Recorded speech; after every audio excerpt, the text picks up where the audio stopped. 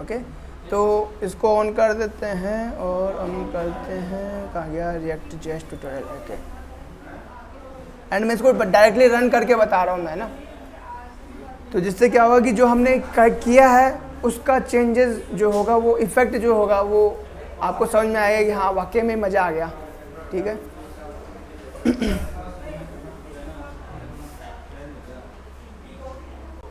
Okay, तो यहाँ पर हम सीडी जो है बिगनर्स में जा रहे हैं,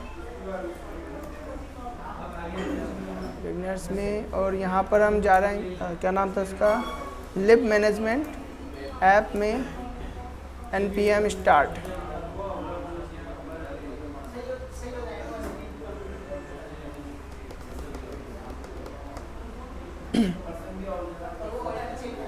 ओके, तो यहाँ पर जो है हमने ये लाइब्रेरी मैनेजमेंट सिस्टम ओपन किया हुआ है। स्टूडेंट, कोई स्टूडेंट नहीं है, चल चेक कर लेते हैं स्टूडेंट है कि नहीं।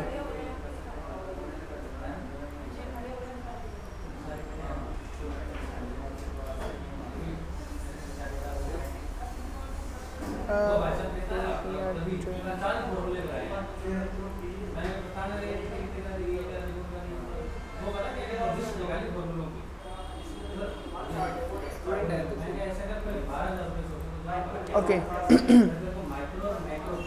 ठीक है, वो एक्चुअली मैंने यूज इफेक्ट लगाया हुआ है, तो उसको जो है स्टेट में कन्वर्ट करना होगा। हम डायरेक्टली लगा रहे हैं, अभी तक स्टेट यूज नहीं किया हमने, तो विदाउट स्टेट कर रहे हैं तो लोडिंग में जो है वो डिले करेगा, है ना। बट अभी ठीक है, हम पहले फंक्शनलिटी बना लेते हैं, फिर हम स्टेट्स का यूज़ कर लेंगे। ओके, तो और जो प्रॉब्लम आ रही थी वो भी यही आ रही थी कि एक्चुअल में हो क्या रहा था कि जब हम बार बार लोड करते हैं, तो लोड करते वक्त जब हम देख रहे थे कि कंसोल लॉग में यार इतने सारे क्यों दिखा रहा है वो, जबकि 2 स्टूडेंट थे, जबकि वो दिखा बहुत सारे रहा था, कभी 18 कभी 10-15 से दिखा रहा था वो ना। तो प्रॉब्लम ये थी कि जब भी हम लोड कर रहे थे तो बार बार जो है हमारे क्लास जो एट्रीब्यूट है, क्लास जो प्रॉपर्टी है कौन सी, मैं इसको यहाँ से मिनिमाइज कर देता हूँ, क्लास प्रॉपर्टी ये वाली रिकॉर्ड्स, इसके अंदर बार बार वो पुश कर रहा था। अब बिकॉज ये इसके अंदर तो पहले से पुराना डेटा है और डेटा पुश कर रहे हो, फिर पुश कर रहे हो, तो इसमें मल्टीपल कॉपीज बन रही थी।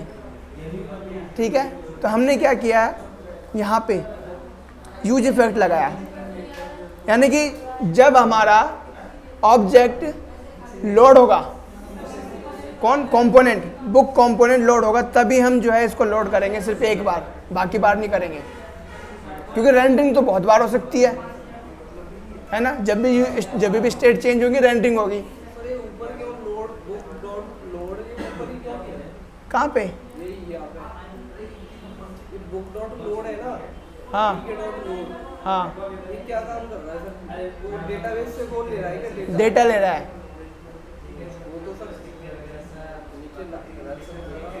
नहीं, इससे बाहर रखोगे तो क्या होगा, बार बार लोड करेगा ना जब भी रेंडरिंग होगी। इससे बाहर की नहीं कह रहा मैं, ऐसे बोल रहा हूँ कि इसकी वो तो टेबल पे जा रहा है ना, सीधे डाटा सर टेबल पे नहीं जा रहा, इसमें लोड हो रहा है,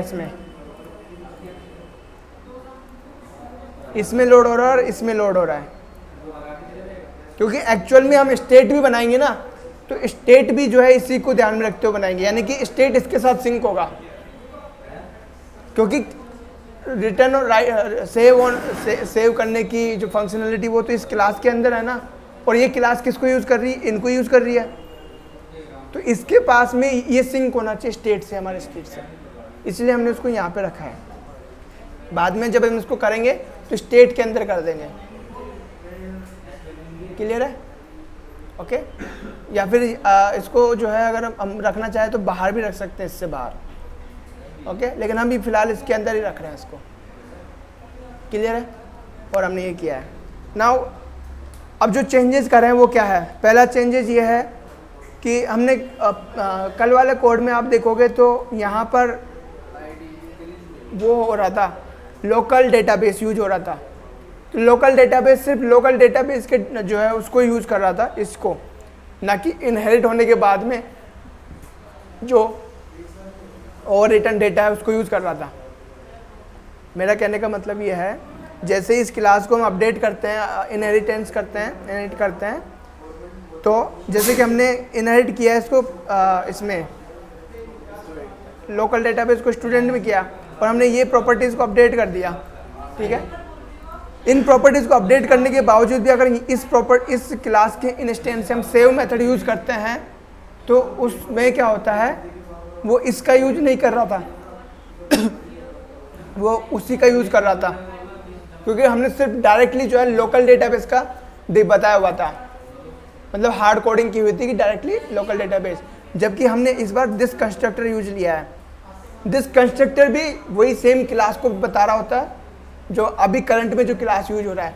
तो दिस कंस्ट्रक्टर क्या करता है कि अब जो क्लास यूज हो रही है उसका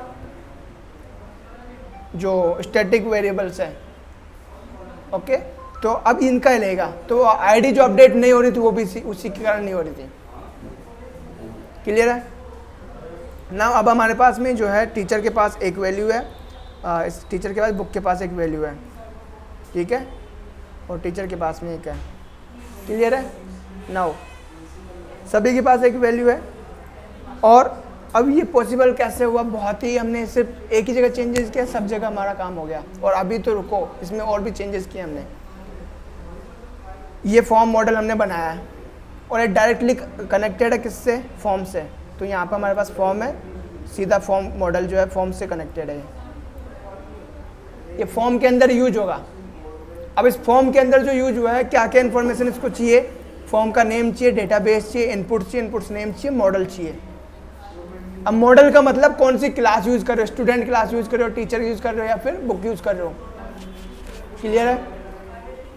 तो यहाँ से क्या हुआ कि अब इसको डेटा कहाँ से आ रहा है, प्रॉप से आ रहा है, एज ए प्रॉपर्टी जा रहा है। तो डेटा जो है प्रॉप से आ रहा है। तो हम क्या कर रहे हैं, यहाँ से फॉर्म क्रिएट कर रहे हैं। तो फॉर्म क्रिएट हो रहा है, फॉर्म मॉडल क्रिएट हो रहा है। इसको सारा डेटा मिल गया कि कौन सा फॉर्म है, फॉर्म का नेम क्या है, फॉर्म के पास कौन से इनपुट है, सब मिल गया, ठीक है। अब यहाँ पे हमने किया गेट डेटा, जो गेट फॉर्म डेटा था वो ये काम कर रहा है, गेट डेटा। तो ये क्या कर रहा है, एक ऑब्जेक्ट क्रिएट कर रहा है, और जो भी फील्ड इसको बताया गया है, ठीक है, फील्ड्स में जो भी फील्ड्स इसको बताया गया, अरे लगाया हुआ कैसे नहीं है, 1 2 3 4 5 पे 1 2 3 4 5 इनपुट नेम्स, ये फील्ड्स है, ठीक है, फील्ड्स है। तो इनपुट नेम ही फील्ड्स है हमारे, ओके। और इनपुट्स में क्या है, इनपुट एट्रीब्यूट्स है। इनपुट्स क्या है, इनपुट एट्रीब्यूट, जिसमें हम टाइटल और वो दे रहे होते हैं, लेबल। क्लियर है। तो यहाँ पे क्या हो रहा है, डेटा लिया और डेटा रिटर्न किया। अब हम सेव एंट्री कर रहे हैं। अब यहाँ पे जो हमने कल प्रॉब्लम आ रही थी वो फ्लेक्सिबिलिटी की, कल जो प्रॉब्लम आ रही थी, भैया हम स्टूडेंट को तो सेव कर पा रहे थे, टीचर को सेव नहीं कर पा रहे थे। प्रॉब्लम क्या थी कि हमने वहाँ पे हार्ड कोडिंग की हुई थी, लेकिन यहाँ पे हमने क्या किया, मॉडल बताया। अब क्या बताया, मॉडल बताया। तो अब मॉडल यहाँ से क्या होगा, उस पर्टिकुलर क्लास को रेफर करेगा। तो हम क्या कर रहे हैं, जो भी मॉडल हमें मिलता है उसके अंदर डेटा पास कर दो। और बिकॉज हमने मॉडल के अंदर जो है डेटा एज ए ऑब्जेक्ट पास किया हुआ है, अगर मॉडल का अगर आप देखो तो ये जो डेटा है एज ए ऑब्जेक्ट पास हो रहा है, ठीक है। तो वहाँ पर जो डेटा मिलेगा वो अलोकेट हो जाएगा। हाँ, यहाँ पर एक चीज़ आपको ध्यान रखनी है, जो इनपुट के जो नेम्स है ना, वो सारे नेम मैच होने चाहिए हमारे प्रॉपर्टी से। ये जो इसकी वो है, क्या नाम से, रिक्वायरमेंट है। अगर आप ये मैच करते हो तो आपका एक्यूरेट 100% काम करेगा वो, बिना किसी प्रॉब्लम के। अगर मैच नहीं करते हो तो आपको फिर एरर तो नहीं मिलेगी, बट वैल्यूज नहीं मिलेगी वो जो आप चाहते हो, ठीक है। तो यहाँ पर हमने क्या किया, जो भी मॉडल हमने बताया गया उसमें हमने डेटा पास कर दिया, उसको सेव करा दिया। अब हमने सेव में भी थोड़ा सा चेंजेस किया है, ht.save और form.current। अब एक्चुअल में क्या हो रहा है कि यहाँ पे हम डायरेक्ट फॉर्म पास नहीं कर रहे हैं, फॉर्म का वो जो रेफरेंस है वो पास कर रहे हैं। तो फॉर्म का जो रेफरेंस है उसमें करंट ऑब्जेक्ट, एक ऑब्जेक्ट है, उसमें करंट प्रॉपर्टी है, तो वहाँ से form.current से रिसेट कर रहे हैं, ओके। अब यहाँ पे जो सेव है इसको देखते हैं, इसमें क्या क्या चेंजेस है। ये दो क्यों बनाया सर आपने, सेव और सेव? सेव तो एक सिंगल को करेगा, सेव ऑल जो है सभी को करेगा, सेव ऑब्जेक्ट से बाउंडेड है, सेव ऑल पूरी क्लास से बाउंडेड है, ठीक है। तो यहाँ पर सेव में this constructor dot gate raw record, तो वहाँ से वो उठाएगा डेटा, वैल्यूज पुश करेगा, ठीक है। बाद में जो सेट रिकॉर्ड में कंस्ट्रक्टर का जो डेटाबेस है वो देगा और रॉ रिकॉर्ड देगा। समझ में आ रहा है? कंस्ट्रक्टर इसका खुद का जो क्लास अभी करंट में यूज हो रही है, अभी करंट में मतलब स्टूडेंट यूज हो रहा है तो स्टूडेंट का कंस्ट्रक्टर। तो यहाँ पे कंस्ट्रक्टर फंक्शन की बात नहीं कर रहे हम, कंस्ट्रक्टर ऑब्जेक्ट की बात कर रहे हैं, ओके। और इस ऑब्जेक्ट के पास में वो सारे वेरिएबल स्टैटिक मेथड्स हैं, स्टैटिक मेथड और स्टैटिक वेरिएबल्स हैं, प्रॉपर्टीज है, ओके। तो ये है, रिकॉर्ड हो रहा है कि नहीं? रिकॉर्ड हो रहा है, ओके, ठीक है। तो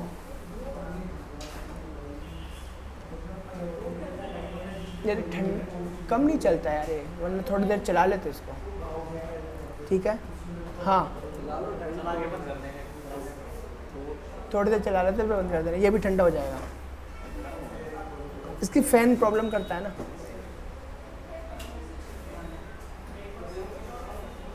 इसमें क्या थर्मल पैड नहीं लगाया हुआ, तो थर्मल पैड लगाना पड़ेगा।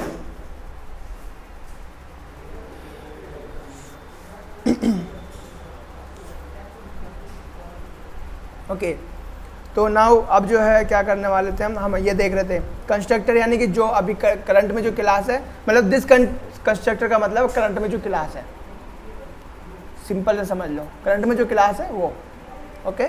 तो करंट में क्लास कौन है? स्टूडेंट है। अभी अगर आप टीचर से कर रहे हो तो टीचर बन जाएगा, ये फ्लेक्सिबिलिटी हमें चाहिए थी, ओके। तो यहाँ से तो वो उसका डेटाबेस की ले रहा है और जो उसके पास रिकॉर्ड रखा हुआ है वो उसको सेट कर रहा है, और रिकॉर्ड सेट करने से पहले हम रिकॉर्ड में एक एंट्री अपडेट कर रहे हैं, बस। क्लियर है? अब आते हैं फॉर्म पे, फॉर्म कैसे काम कर रहा है, ठीक है। तो फॉर्म जो है बहुत ही बढ़िया काम कर रहा है। कहाँ गया, किधर गया फॉर्म? हाँ ये रहा। तो फॉर्म में दो चीज़ें हैं, ओके।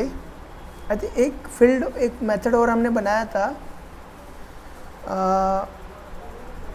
एक मिनट रुको, मैं यहाँ पे जो है book student, okay ST, okay ये रहा, ये वाला जो मेथड है इसके बारे में हम बात करते हैं। जो गेट रिकॉर्ड बाय फील्ड, ये हमने नया मेथड ऐड किया हुआ है, और ये आपकी फंक्शन मतलब आपकी जो डेटाबेस की जो क्या कहते हैं फ्लेक्सिबिलिटी जो है वो बहुत ज़्यादा इंक्रीज कर देता है। ये अलाउ करता है आपको आपका मनचाहा फील्ड दिखाने के लिए। हमें ये फील्ड दिखाना, वो नहीं दिखाना, हटाओ उसको, ये लगाओ, ठीक है। जैसे कि हमारे पास जो है फील्ड है, हमारे पास ये है ईमेल कॉन्टेक्ट है, हम कॉन्टेक्ट के अलावा एक और चाहते हैं, तो वैसे तो हमें हार्ड कोडिंग करनी पड़ती, ठीक है। तो अब हम क्या करेंगे, यहाँ पे जाएंगे, कॉन्टैक्ट के बाद में सीधा एक एंट्री कर देंगे। क्या रखना चाहते हो यहाँ पे? ये स्टूडेंट है, तो स्टूडेंट है तो इसके पास क्या है, तो इसके पास कर देते हैं एड्रेस। एड्रेस काफ़ी बड़ा हो जाएगा, तो हम रख देते हैं email name STD contact address कर देते हैं। एड्रेस क्या, रिफ्रेश किया और एड्रेस आ गया, ठीक है। एक्चुअल में क्या है कि हमने वो नहीं की है ना, स्टेट यूज नहीं किया है, तो वो अपडेट दिखाएगा नहीं, ओके। और स्टेट हम बाद में यूज़ कर लेंगे, स्टेट यूज़ करना हमको आता है, उसको हम बाद में यूज़ कर लेंगे। बट मेन ये था कि ये जो फंक्शनलिटी हमें चाहिए थी कि नहीं, कि यार हमें बार बार ना लिखना पड़े। अभी तो हमने कहीं पर भी जो है टेबल में ना ऐड किया अलग से, ओके। टेबल को भी हमने फ्लेक्सिबल बनाया, अब हमारी फंक्शनलिटी को भी हमने फ्लेक्सिबल बना दिया, तो हम जैसा चाहेंगे वो ऑटोमेटिकली वैसा आएगा। कौन कंट्रोल कर रहा है इसको? इसको कंट्रोल कर रहा है कौन? जो हमारा टेबल है, किधर गया, ये टेबल फील्ड्स, एस को जो है मतलब जो स्टूडेंट है उसके पास में टेबल फील्ड्स करके है, यहाँ पे हमने सॉरी यहाँ पर ऐड किया हुआ है ताकि वो सबको मिले, ना कि सिर्फ एक को। ये रहा टेबल फील्ड्स। ओके, तो टेबल फील्ड से रिलेटेड हमने एक और फंक्शनलिटी यहाँ पे बनाई हुई है, get values by field, get record by field. Okay, तो सबसे पहले तो हमने जब हम टेबल बना रहे होते हैं, तो टेबल को हम डेटा दे रहे होते हैं। ओके, और फील्ड भी दे रहे होते हैं कि कौन कौन से फील्ड है, और फील्ड के अकॉर्डिंग वो ऑटोमेटिकली जो है कॉलम्स जनरेट कर देगा। क्लियर है? तो पहले हमने स्टूडेंट को बताया कि आपके पास में टेबल फील्ड कौन कौन से होंगे, वो बता दिए। फिर बाद में हमने जो है एक फंक्शनलिटी बनाई है, गेट रिकॉर्ड बाय फील्ड। दो फंक्शनलिटी बनाई है, गेट रिकॉर्ड बाय वैल्यू और get record by field. Okay, और गेट रिकॉर्ड बाय फील्ड जो है ये क्लास बेस्ड है। ओके, ये क्लास से बाउंड है। और गेट वैल्यू बाय फील्ड जो है ये इंस्टेंस से बाउंड है। तो गेट वैल्यू बाय फील्ड जो है हर एक ऑब्जेक्ट की वैल्यूज देगा, लेकिन यहाँ पे जो है सबसे अच्छी बात क्या है, वो उसी ऑर्डर में वैल्यू देगा जिस ऑर्डर में हमारे फील्ड्स है। ठीक है, क्योंकि हम उस फील्ड्स का ऑर्डर यूज करते हुए ही हम डेटा ले रहे हैं। तो यहाँ से टेबल फील्ड्स का डेटा यूज लेते हुए हम मैप कर रहे हैं। मैप क्यों कर रहे हैं? क्योंकि हमें लिस्ट चाहिए, इसलिए मैप कर रहे हैं। तो जैसे ही हम यहाँ पे करेंगे तो ऑटोमेटिकली जिस ऑर्डर में हमारे फील्ड्स को बताया गया है उसी ऑर्डर में उस पर्टिकुलर ऑब्जेक्ट की वैल्यूज दे देगा और लिस्ट देगा, सॉरी एरे देगा, लिस्ट नहीं एरे देगा। तो यहाँ से जो है हमें हर एक पर्टिकुलर ऑब्जेक्ट की मिल जाती है, वैल्यूज मिल जाती है in the form of array. अब बात करते हैं गेट रिकॉर्ड बाय वैल्यूज की। अब बिकॉज इस वाले डेटा जो प्रॉप्स है इसको कंप्लीट डेटा चाहिए ना, एक सिंगल वैल्यू सिंगल ऑब्जेक्ट का डेटा थोड़ी चाहिए, कंप्लीट डेटा चाहिए। यानी कि ये एक 2D एरे है जिसके अंदर एक एरे है कंप्लीट, उसके अंदर और एरे है। तो ये वाला जो एरे है सभी स्टूडेंट का इंफॉर्मेशन कंटेन करता है। तो यहाँ पर हमने स्टैटिक फील्ड जो है वो दिया, स्टैटिक जो मेथड है वो दिया है गेट रिकॉर्ड बाय फील्ड। ये क्या करता है, ये एक और मैप लगा रहा होता है। ठीक है, और ये क्या करता है, हमारे पास में जितने भी ऑब्जेक्ट है, यहाँ पे इंस्टेंस लिखा है, इंस्टेंस मतलब ऑब्जेक्ट, जितने भी ऑब्जेक्ट है सभी का हमें डेटा चाहिए और बाकी का काम गेट वैल्यू फील्ड का ही कर ही रहा है। ठीक है, तो आप ऑर्डर चेंज कर दो।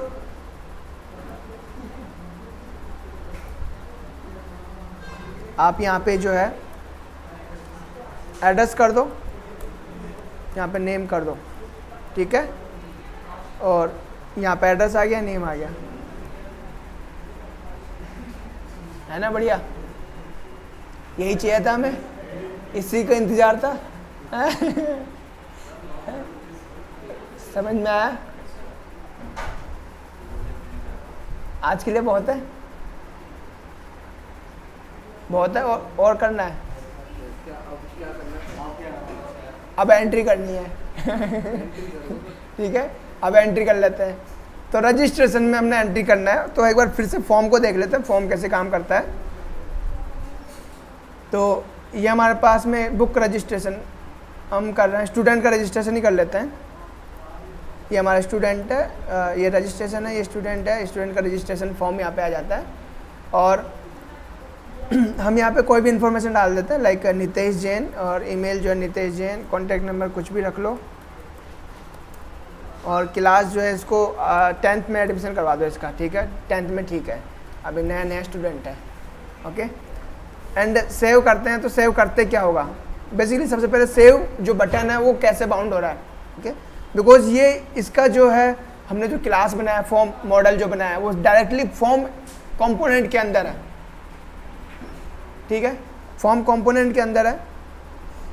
तो ये हमारा फॉर्म है और इसके अंदर हम जा रहे हैं, तो ये हमारा फॉर्म कंपोनेंट आ गया।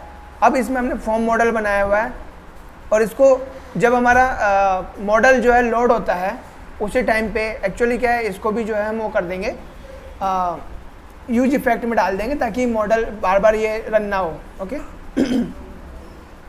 तो हमने जो है ये मॉडल जो है वो दिया है। और हाँ, यहाँ पे ऑन क्लिक पे हमें जो है फॉर्म मॉडल सेव एंट्री इसको रन किया है। फॉर्म मॉडल सेव एंट्री, और सेव एंट्री ऑटोमेटिकली डेटा को रिट्रीव कर लेगा। ओके, ऑटोमेटिकली डेटा को रिट्रीव करेगा। बट यहाँ पे जो है चेंजेस क्या है, अब यहाँ पे चेंजेस है कि डेटा को रिट्रीव करेगा फील्ड्स के अकॉर्डिंग। अगर आप फील्ड्स आपने गलत दे दिए, कौन से वाले फील्ड्स, यहाँ पर जो आप फील्ड्स जो प्रॉप्स से फील्ड भेज रहे हो, ओके, लाइक यहाँ पे ये जो फील्ड्स भेज रहे हो यहाँ से, अगर आपने ये गलत दे दिए तो वो काम नहीं करेगा। ठीक है, तो आपको फील्ड सही देना, क्योंकि ये फील्ड आगे जाके जो है सीधा सेव होते हैं। तो आपको मैचिंग करनी है नेम की, बस ये रिक्वायरमेंट है इसकी, इस फ्लेक्सिबिलिटी को मेंटेन रखने के लिए कि हमारे जो नेम्स है वो मैच होने चाहिए। अगर मैच है तो सारा काम ऑटोमेटिकली होगा और वो बहुत ही फ्लेक्सिबल तरीके से होगा। तो save data automatically, save entry automatically data को ले लेगा और वो एंट्री कर देगा, सेव को रन कर देगा। और सेव को क्या करता है, वो हमारे पास जो पहले से एंट्री हो रखी है उसमें एक और एंट्री ऐड कर देता है और उसको डेटाबेस में सेव करवा देता है। ओके, नाउ अब हम यहाँ पे जो है एंट्री करते हैं, सेव करते हैं। तो सेव जैसे ही हमने किया, हमारा जो है यहाँ पे एक मैसेज वाला आना चाहिए था, मैसेज वाला हम बना लेंगे बाद में। आज के लिए इतना काफ़ी आई थिंक मुझे लगता है कि आप लोगों को भी प्रैक्टिस करनी चाहिए, आधा ऊपर से ही जा रहा होगा आपके। हाँ ठीक है, तो हाँ इधर तो यहाँ पे जो है टीचर्स पे, और टीचर पे जो है ये आता है हमारे पास स्टूडेंट, तो एक नितेश जैन आ गया। ठीक है, अब एक काम करते हैं हम वापस से जो है कहाँ गया वो, अरे क्या करना था, हाँ यहाँ पे कंट्रोल एक्स कर रहे हैं, यस कर रहे हैं, और मैं इसको रिफ्रेश कर रहा हूँ। क्लोज कर दिया वो, यानी कि अब हमारे कंपोनेंट दोबारा से लोड होंगे। अब हम देखेंगे क्या वो एक्चुअल में सही से डेटा को रीड कर रहा है नहीं कर रहा। ओके, एक्चुअली मुझे सभी में जो है डेटा को रीड कर लेना चाहिए था। टेम्परेचर डाउन हो गया। नाउ थोड़ा सा लैग भी आ रहा है।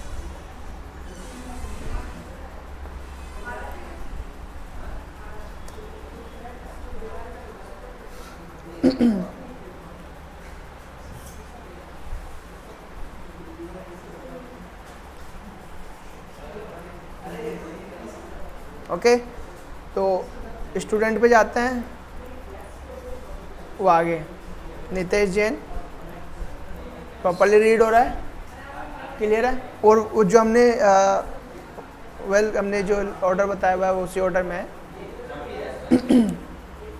अब हम जो है इस ऑर्डर को भी जो है और भी ज़्यादा फ्लेक्सिबल बना सकते हैं, यानी कि हमें कोड के अंदर चेंज ना करना पड़े, हम सेटिंग के अंदर जो है ऑर्डर बता सकते हैं, या फिर इसी कोई जो है यहाँ से ऑर्डर चेंज कर सकते हैं। तो यहाँ पर ऑर्डर चेंज करने के लिए तो हमें ड्रैग एंड ड्रॉप वाली फंक्शनलिटी अप्लाई करनी पड़ेगी, वो ज़्यादा कॉम्प्लिकेटेड हो जाएगा। तो हम क्या कर सकते हैं, एक सिंपल सेटिंग फाइल बना लेंगे, नॉर्मल कॉन्फ़िगरेशन फाइल, उसमें हम ये कॉन्फ़िगरेशन बता देंगे कि हमारे फील्ड का ऑर्डर क्या होगा। ओके, और अगर हमारे पास डेटा ज़्यादा है तो हम ये भी बता देंगे पर जो पेज है कितना डेटा आना चाहिए। क्लियर है। तो अब हम इस पे जाते हैं, बुक्स का रजिस्ट्रेशन करते हैं। बुक्स का बताओ भैया कौन सी बुक रजिस्टर करना चाहते हो।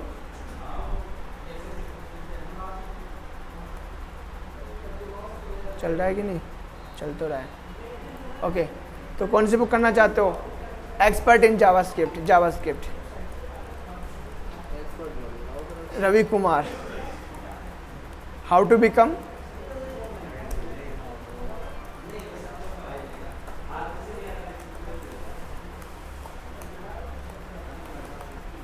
पेजेस कितने हैं, कितने रखना चाहते हो, 200 और 120 रुपीज़। सेव, और एक टीचर का कर लेते हैं, टीचर का नेम हम रख देते हैं अभिषेक कुमार, अभिषेक शर्मा। ईमेल आईडी 420 अभी 420, और कॉन्टेक्ट नंबर, और एड्रेस क्या है,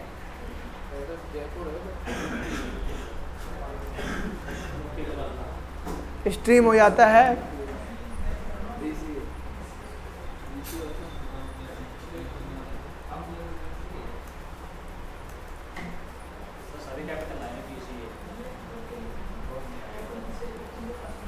अच्छा वो वैसे है तो सभी में डॉट आएगा ठीक है, सबमिट। ओके, और student teacher box all good. तो हाँ? इतना पहले कर लिया था, कल कर लिया था तो मैंने फालतू में मेहनत करी है, हैं?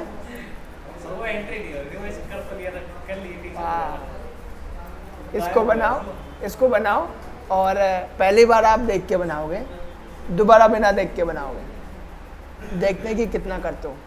क्या होगा फिर सर इसमें? आगे डेटा एंटर हो गया अब, ठीक है। अब हम इशू वाली फंक्शनलिटीज बनाएंगे। तो हाँ सब कुछ होगा, अभी तो बहुत कुछ बाकी है। अभी हम यहाँ पे एक बटन जो है वो क्रिएट करेंगे, जो स्टूडेंट है यहाँ पे बटन इशू बुक, ठीक है ना। पूरी डिटेल भी तो दिखाएंगे ना सर। हाँ अभी तो बहुत कुछ बाकी है।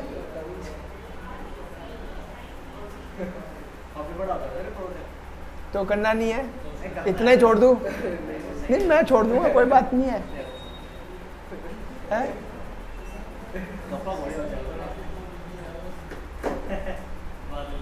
भाई एक तो मैं प्रोजेक्ट करवा रहा हूँ इतना बढ़िया वाला, और अभी तो विजुअल्स तो आए ही नहीं है, अभी तक डिजाइनिंग तो पूरी हुई नहीं है, अभी तो हमारी चीज़ सिर्फ फंक्शनैलिटी क्रिएट हो रही है।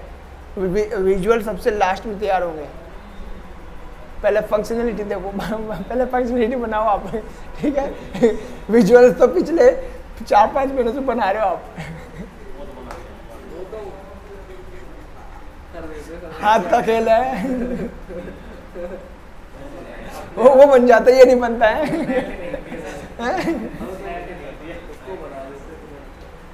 तुरंत बना लेते हैं उसको, ऐसे नहीं बनता है। ऐसे CSS आ गई है दिमाग में एकदम, कैसे कर लिए, ऐसे जावास्क्रिप्ट आ जाती तो। जावास्क्रिप्ट देखो प्रोग्रामिंग लैंग्वेज जो है एक साथ नहीं समझ में आ रही होती है। आप जैसे अब ये प्रोजेक्ट करोगे ना, अगर इसी प्रोजेक्ट को दोबारा आपने बना लिया बिना देखे पूरा, बीच बीच में देख सकते हो, थोड़ी बहुत चीटिंग चलती है, ठीक है। तो अगर आपने दोबारा बना भी लिया, खुद के लॉजिक इम्प्लीमेंट किए, ये जो लॉजिक है वो और भी इम्प्लीमेंट करो इसमें अपने हिसाब से, देखो कोड कैसे काम कर रहा है, पुराना वाला कोड कैसे काम कर रहा है और उसको नया कैसे हम इम्प्रूव कर सकते हैं। अगर ये करना सीख गए तो आप खुद का लॉजिक बनाना शुरू कर दोगे। इसमें कुछ नहीं, देखो सिंटेक्स में आता है, हमें पता फॉर लूप क्या होता है, क्लास क्या होता है, प्रॉपर्टीज कैसे एक्सेस करते हैं, फंक्शन कैसे बनाना है, ये सब हमें पता है।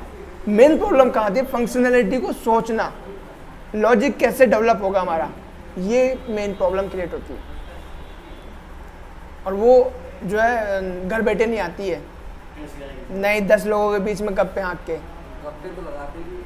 हाँ अभी मिलते हैं, इसके बाद मिलते नहीं है। हाँ आप जो है प्रैक्टिस करो, कोड देखो, पहले समझो कोड को, देखो जितना ज़्यादा आप दूसरे के कोड को समझ नहीं, जैसे कि मैं यहाँ पे बताता हूँ और आपको कोड मिलता है, ऐसा तो नहीं कोड नहीं मिलता, आप कोड को समझो कि कोड क्या कर रहा है।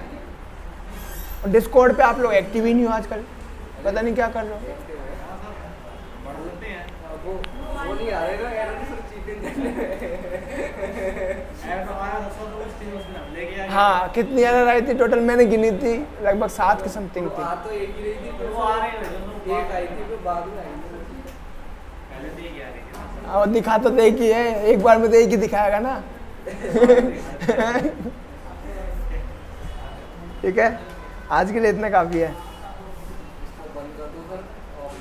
आज 23 ही मिनट हुई है, ज़्यादा नहीं।